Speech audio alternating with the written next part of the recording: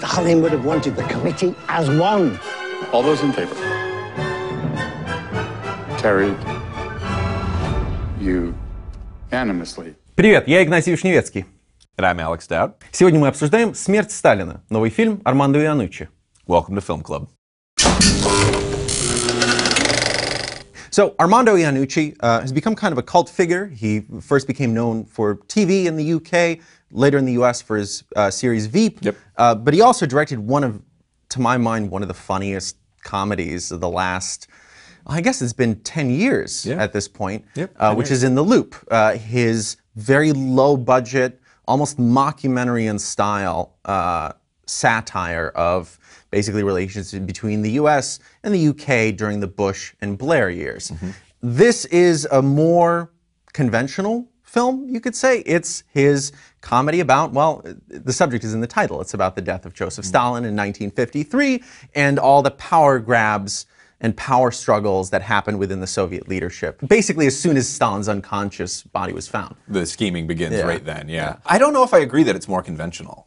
I mean, I think it doesn't sprawl as much. You know, the thing about In the Loop was that there were so many characters. You were jumping back and forth between the two countries and following this huge ensemble. To me, it always felt like the pilot for a TV show, which makes sense. Because it's spun off of, the thick of it. From the thick of it, And this, I think, operates in much the same way. It just has a smaller cast of characters. And we're following his inner circle, basically, sort of trying to pick up the pieces and everyone trying to sort of ascend from there. And I think it operates in much the same way that all of his political satires do. I think one of the sort of central jokes here is that as ruthless and cutthroat as that period in political history was, these characters aren't operating in a radically different way than the characters in Veep are, and the characters in the thick of it are. They're just an element of potential murder has been introduced into that cut. It's literally cutthroat, I guess you'd say. Yeah, I think this film does foreground plot quite a bit more than his earlier work has. I think it doesn't have the same verbal energy, to put it politely. It doesn't have that kind of the creative profanity that people associate with In the Loop. Although one of its interesting eccentricities is that no one is speaking in Russian, but also no one is attempting a Russian accent. For which I'm very, very thankful. Well, I mean, I always find that convention kind of funny in movies anyway. We're already accepting that the characters aren't speaking Russian. Is it necessary that they speak an accent as well for us to make that leap, you know? I think this sort of takes that idea to its extreme and basically says that we're just going to allow these people to speak in their native tongues. And it's not even going to be like an enemy at the gates kind of thing where everybody has kind of a vaguely English accent. Everybody speaks with a completely different accent. Right. And I think that in itself is a joke. I also think that feeds into this notion that he's trying to create, that politics are politics in a way. And it plays into the factionalism, and in many cases, class and ethnic distinctions between the actual Soviet leadership, which is a really boring, dry academic subject that we're not going to get into here. This is why we got you. But let's talk about what makes it work as a comedy, right? Any totalitarian state, it's always kind of a farce. So I would barely even call this a satire, in the sense that pretty much everything that happens here actually happened. It didn't happen quite as quickly.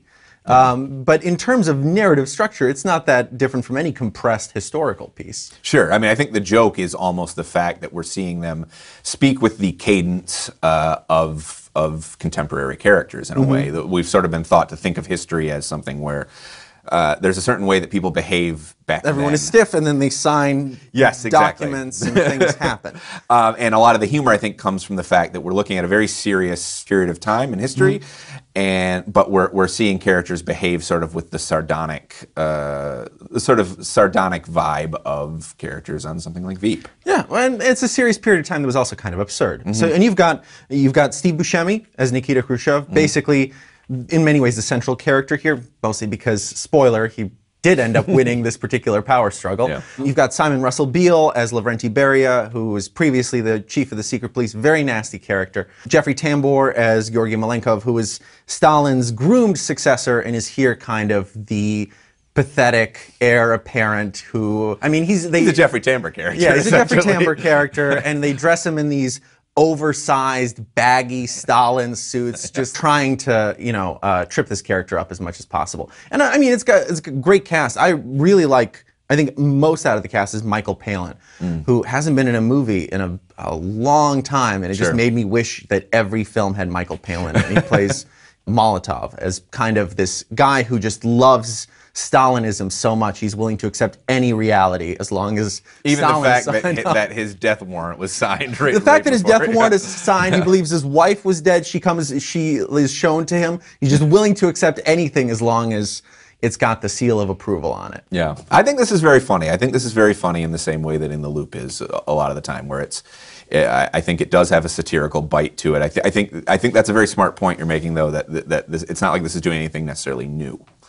It's sort of building comedy out of things out of elements that people have made light of for years. Yeah, in many ways, actually, because of it all basically happens in the week. They've squeezed it. They really make the actual people seem a lot more decisive and competent than they really were. So how do you feel about the ending? We're not going to spoil it, but it's the part of the film that I probably had the most mixed feelings about, because it seemed to be making a stale point that is this very, very, that there's often a fine line between the nice table manners of politics and this really kind of Neanderthalic conflict that's going on underneath. It's a point that he's made over and over again, I think, in his work, in everything he's done. But I think that ending does toe the line really well between acknowledging just how dark and bleak these events are and getting some pretty good gallows humor out of it. When I said no problem, what I meant was no problem. Ignore me.